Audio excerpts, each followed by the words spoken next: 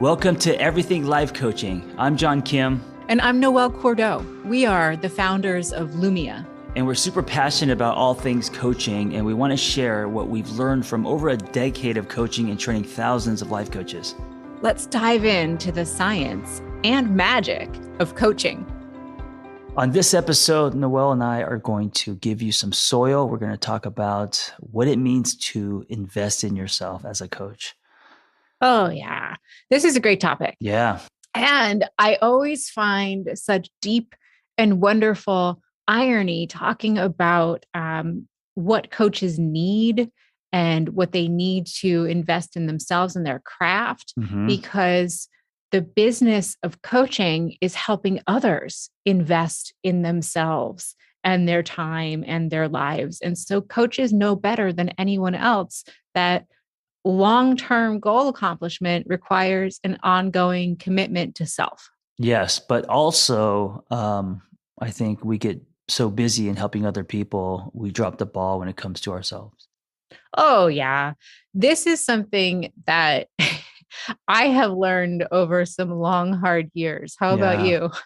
I know that with you, because you're such a giver, you forget about yourself a lot. And so I think self-care for you has been, I think, more of a struggle than for me, because I use a lot of eyes in my senses and I'm selfish. Well, I think about myself all the time. And I love you for it. It's because it produces some really great content out there in the world. But when we're really pulling back, I think I'm thinking more of the grind of becoming a coach, because when we first set out, there's really a set roster of things that we need, and everything feels shiny and new, and it's really exciting to be in the arena. And so we're training on how to coach. We're figuring out, who we want to work with, and then we need kind of a place to tie it all together, whether that's our garage or an office or, whatever. And then the rubber hits the road and we get tired. Yeah. So that hard middle slog is really what we're after today, and what it means to invest in yourself once that shine wears off and you have to keep going. Some people get tired before the rubber even hits the road. That's true. That's true. Yeah. And that's okay, because you can do a lot with coach training. It's a communication methodology, and not everyone has to build a practice. Look at me. I built an organization, and I employ coaching skills every day as a leader. So this looks different for everyone. Right. What was the middle slog like for you? I would say 5 years or so. And I don't know if it's before I met you or around that time where... That's when life got hard? Yeah, it was right when I met you. That was the hardest time of my life, is our collision and your impact on me. That's accurate. Maybe it was the early stages of the build. It was, I call it the stand. And when you're boxing and someone, you get a punch and you get knocked to the floor, it's the getting to that up on your first knee. It's that part, And I think these days, you and I, now we have stood up and we're doing our thing and we're punching again. But it's that getting knocked to the floor, starting all over, discovering that fire in your belly, and then all the doubt that comes with if you can do anything, if executing your ideas. And so, right around the time that we met, I was just barely getting on that first knee, Yeah. And I was too. So when John and I first met, I had gone through, I think, 3 different coach trainings. I was looking for my voice. I was really insecure. I didn't have the confidence to put my own shingle out. And so it felt much safer for me to come over and work with John. And I'm strategically oriented, and I have a great vision, and I'm action oriented. And I probably really bugged John to do stuff. and to put Sure. things in order and to Yeah. start, building in a certain way. And that's kind of when I hit my stride. And similar to John, it was really hard to get up on that one knee, to Yeah. figure out how to build an organization, how to become a leader, how to work with people, how to influence, inspire, and pull things together. So, that's real. If you're in this place, I super want to validate. And no matter what your path is like, whether you're someone like John who's building a brand with content and a voice, or you're somebody like me who is bringing coaching into an organizational space, you're going to need to continually invest in yourself and your brand and your business, even if it's not your business, and yourself, so that you can get to that position of standing. Yeah, I think the whole, when you're just getting to that one knee, um, there's no time that's more important than investing in yourself. It's kind of what gives is going to give you the turbo. Absolutely. Yeah. So, for me, it comes down to three areas: education, or I won't say education because education's a formal term, but learning. So Hmm. learning, practicing, and then finally really tending to yourself as a whole person. So let's tackle these. John, what were some of the most important pieces of learning that were vital for you to develop? Yeah. So, and I love that you switched that from education to learning. I don't know, for some reason, it just learning feels so much more relatable, softer, less intimidating. But this is because I wasn't a school person. But for me, learning for me didn't come actually in the classroom.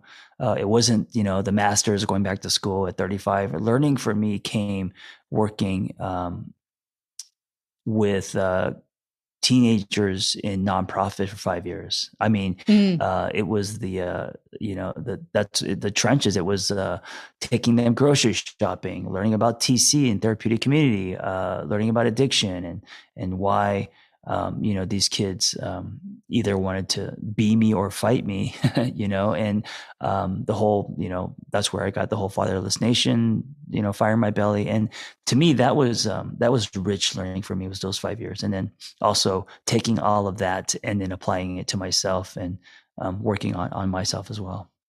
mm, awesome. And, I think for me, I genuinely love coaching technique, theory, framework. Hmm. It's like intellectual candy for me. And so those pieces of education, going out into the world, studying under, experts that I looked up to, like Caroline Miller, um, taking on certification programs so that I could deeply understand the frameworks of human evolution and change. That those were some of the pieces for me that were really vital. Yeah. And then I had to switch gears and do the same thing with the world of business and entrepreneurship, both on an individual scale and on an organizational scale. And that was the biggest hurdle for me because I had a really limiting belief for a really long time that because I struggled with math as a kid, that I would never be effective in the world of quote unquote business. Mm. By the way, your candy is my vegetables. I know, Yeah. but that's why we hang out together, right? Yeah. It's like peanut butter and jelly. And for you, math was difficult. For me, it was English. It's There actually you worse. go. Yeah. Ironic. And how beautiful that I run a business and you're a writer. Yeah, I know. It's interesting. Right.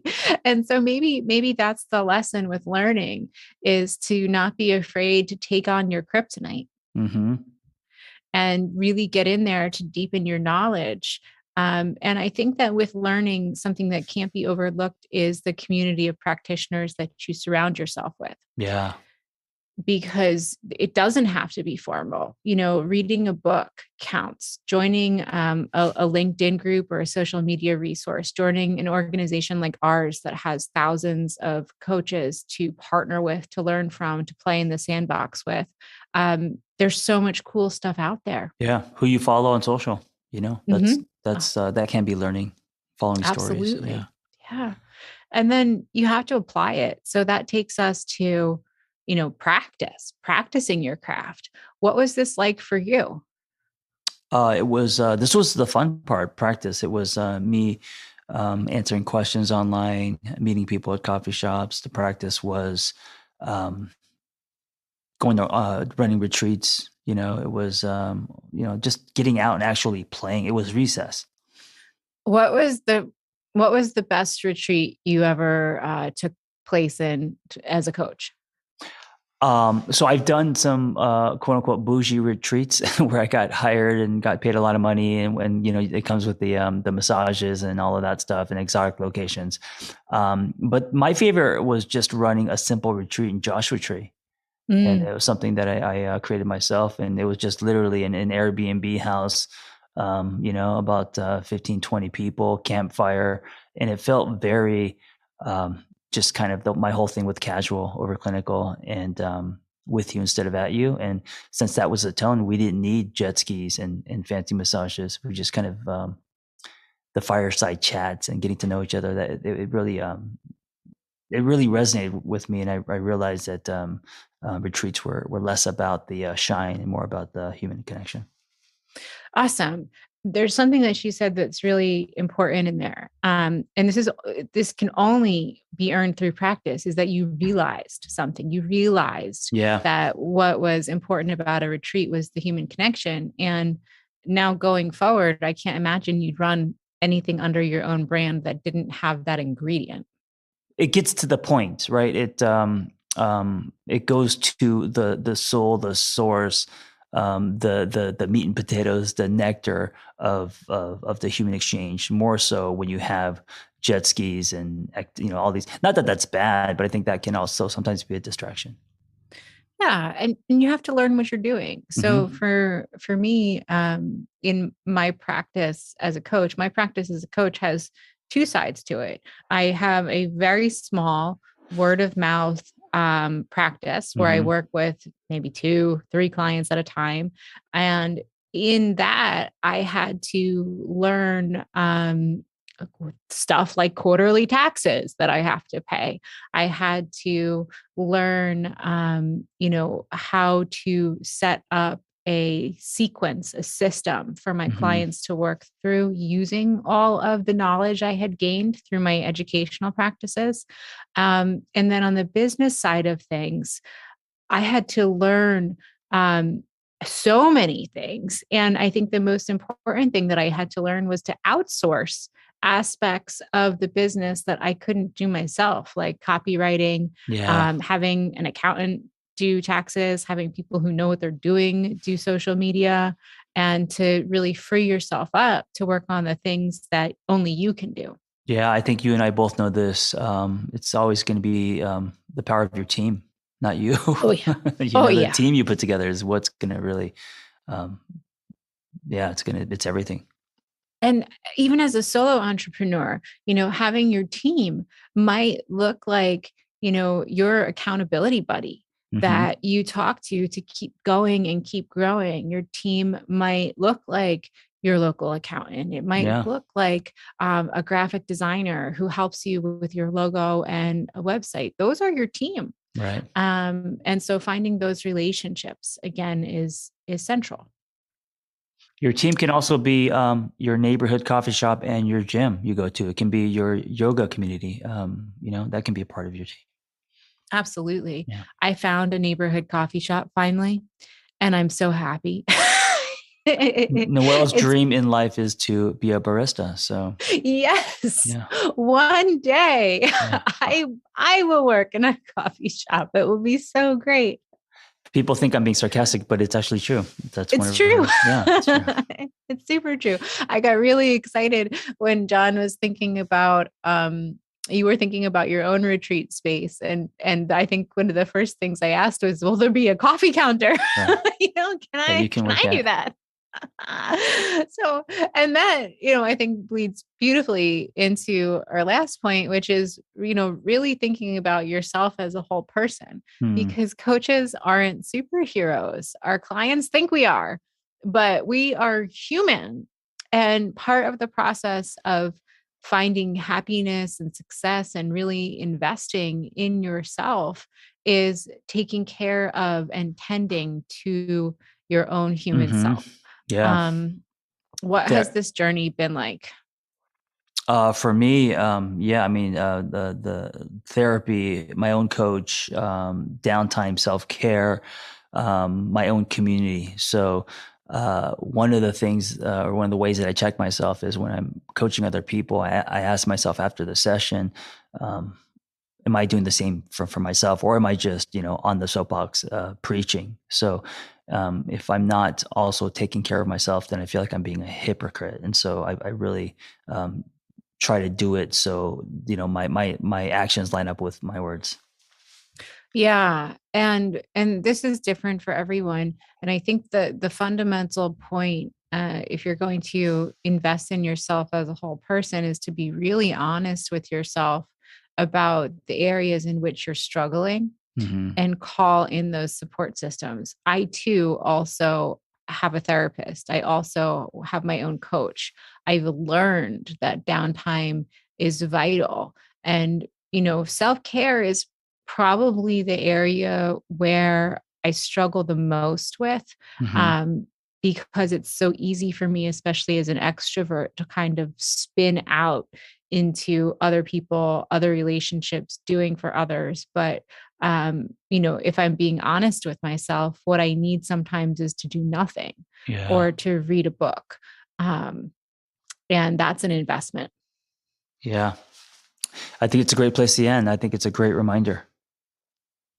Absolutely. So, folks, we like to kind of turn the ideas of traditional investment on their head.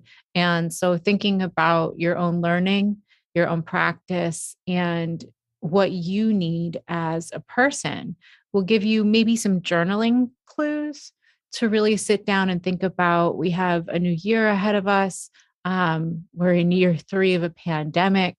How are you going to invest in yourself to perhaps not level up as a coach, but to thrive exactly where you are?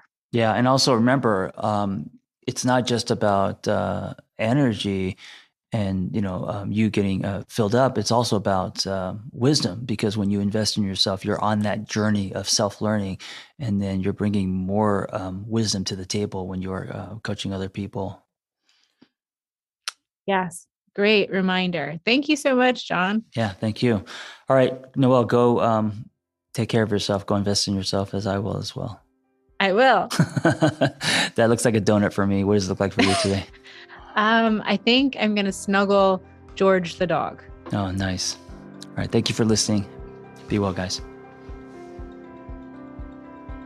Thanks for listening to Everything Life Coaching. If you're feeling the draw to become a coach, head to lumiacoaching.com/everything. Explore a new career that brings fulfillment, gives you a true sense of purpose, and a bold community to do it with. Lumia is ready to equip you with the tools, training, and community you will need to reach your goals. If you're ready to build a unique coaching business on your own terms while making an impact on the world at large, Lumia is the next bold step in your coaching journey. That's lumiacoaching.com/everything. And hey, if you're waiting for a sign, this is it.